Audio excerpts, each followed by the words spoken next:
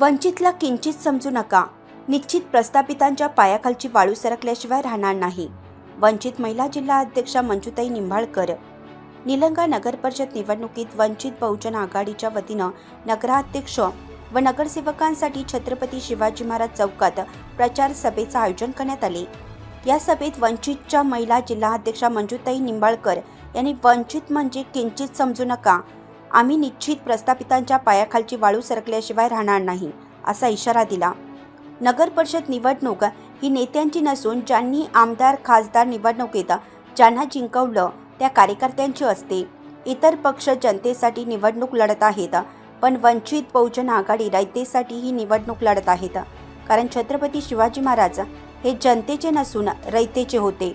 छत्रपती शिवाजी महाराजांना साक्षी मानून डॉक्टर बाबासाहेब आंबेडकर यांनी लिहिलेल्या संविधान दिनाचं औचित्य साधून दोघा पुरुषांनी घालून दिलेल्या मार्गावर वंचित बहुजन आघाडी निवड रयतेसाठी कार्य करेल असं यावेळी त्यांनी सांगितलं.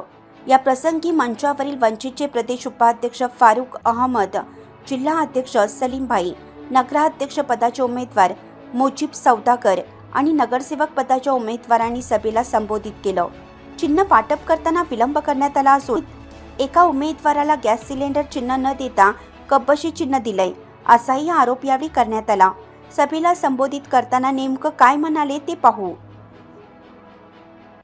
आज आम्ही पाहिलो काय होतं आमचं निलंग्याचं स्वप्न, काय होतं आमचं निलंगा लहरीचं ध्येय.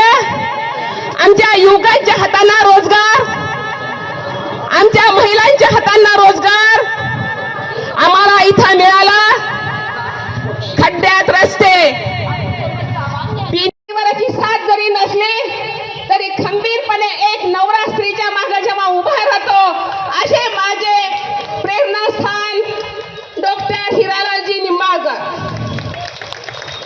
आज मला खरंच अभिमानानं माझं ऊर भरून येत आहे. एका स्त्रीला शक्ती मिळते आणि स्त्री सशक्तीप्रमाणे पुढे येते. जेव्हा ती इथले प्रस्थापिताचं राजकारण हादरवू शकते त्याचं उदाहरण इथं निलंगा शहरामध्ये होत आहे. याचा माहीत किंवा लोकांना असं वाटत होतं वंचित बहुजन आघाडीची इथं किंचितही हालचाल नाही असे निलंगा वासियांना वाटत होतं. पण आमची किंचित का होईना साथ इथं, तुमची किंचित का होईना तुमच्या पायाखालची वाळू आम्ही घसरवू शकतो हे आम्ही तर निलंगा नगर परिषदेमध्ये आम्हाला दाखवून द्यायचं आहे. आम्हाला काय दाखवून द्यायचं आहे निलंगा नगर परिषदेमध्ये? आम्हाला निलंगा नगर परिषदेमध्ये राजकारण करायचं नाहीये. निलंगा शहर आमचं शहर आहे. आम्हाला कुठल्या तुमच्या दुसऱ्या आमदारकी खासदारकीच्या या निवडणुकीचा इथं आम्हाला थोडाही तीळमात्र, तुम्ही कुठे काय करता, तुम्हाला कुठे किती मतदान पडतं, कुठल्या पक्षाला किती मतदान आहे याचं आम्ही गणित घालणार नाही. आम्हाला मागे किती मतदान आहे, पुढे किती आहे, आता किती आहे याचंही आम्हाला गणित नाही.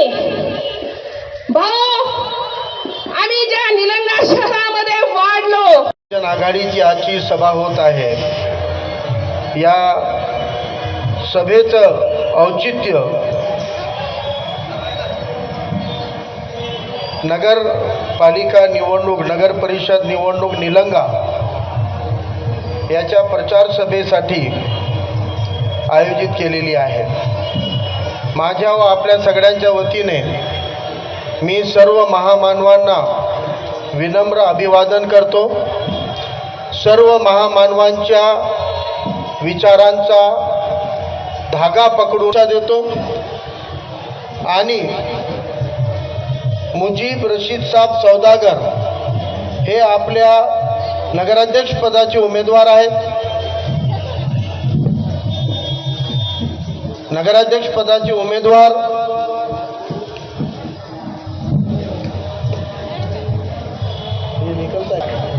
चांगले वाईट बदमाश, कष्ट करणारे, सावकारी करणारे, गुंडगिरी करणारे सगळेच आले जनतेमध्ये.